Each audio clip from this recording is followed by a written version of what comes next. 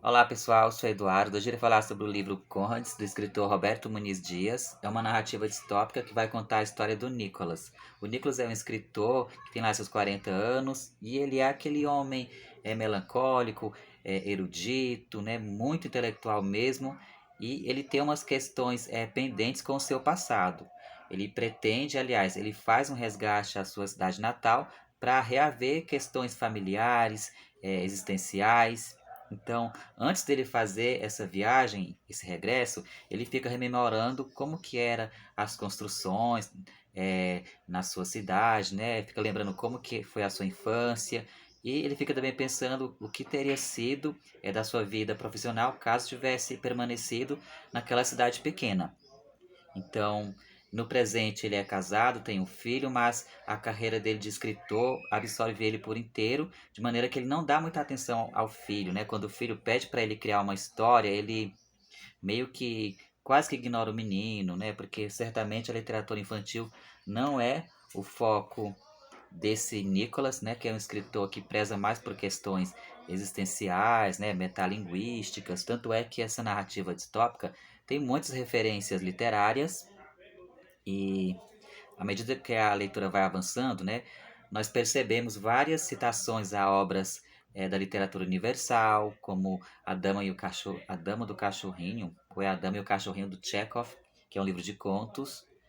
Mas, enfim, ele faz esse regresso à sua cidade natal e ele encontra uma cidade é, tomada por uma espécie de exército chamado de Conrads. Então, esses Conrads formam é, um segmento bem machista, bem opressor. Então, por isso que esse livro aqui é uma distopia, porque vai mostrar uma cidade totalmente isolada dos outros lugares, né?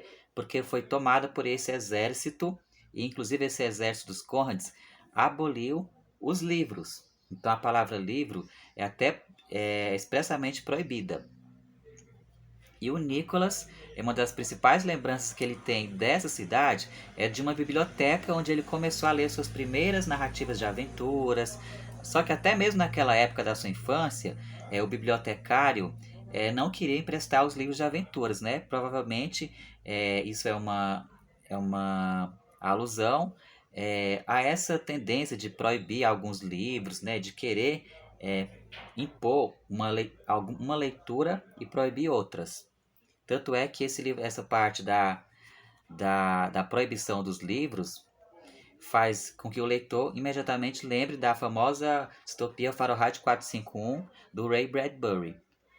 Porque esses contos, se eles souberem que alguém está aportando livros, eles vão imediatamente nessa residência e queimam os livros e até maltratam a pessoa, né, o portador de livros.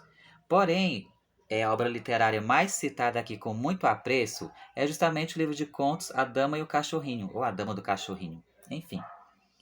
Então, resumindo um pouco essa distopia, o Nicholas encontra uma cidade totalmente devastada por uma guerra, né?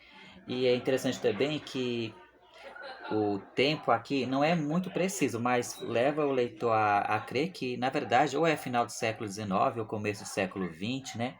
Porque fala muito nos cafés, ao invés de falar restaurantes, lanchonetes, fala, o Nicholas foi a um café tomar sei lá, um cappuccino e a garçonete não sabia da existência de livros, sequer conhecia a palavra biblioteca.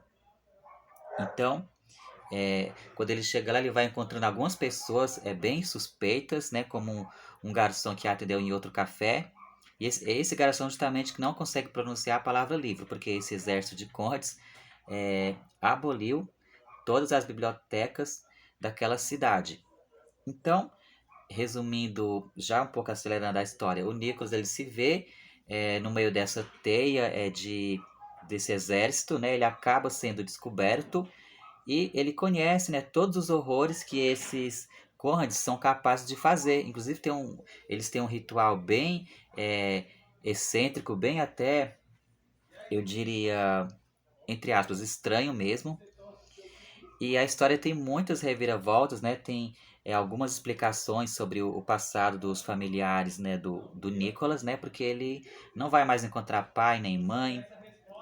E ele vai se chocar com muitas situações de reviravoltas, né? Que inclui seus familiares. E não posso dizer se essa narrativa tem um final. Na verdade, não é um final feliz, mas o grande conflito, né? O grande fator de distopia presente aqui nesse livro é meio que eu diria derrubado. Ou seja, tem uma esperança ao final desse livro.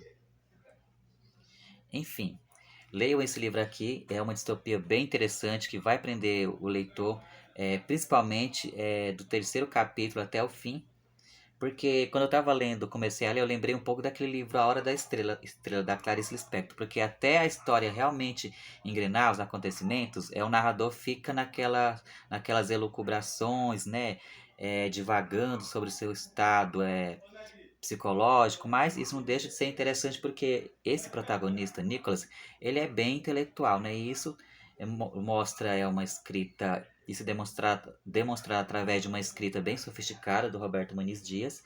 E eu super recomendo esse livro aqui.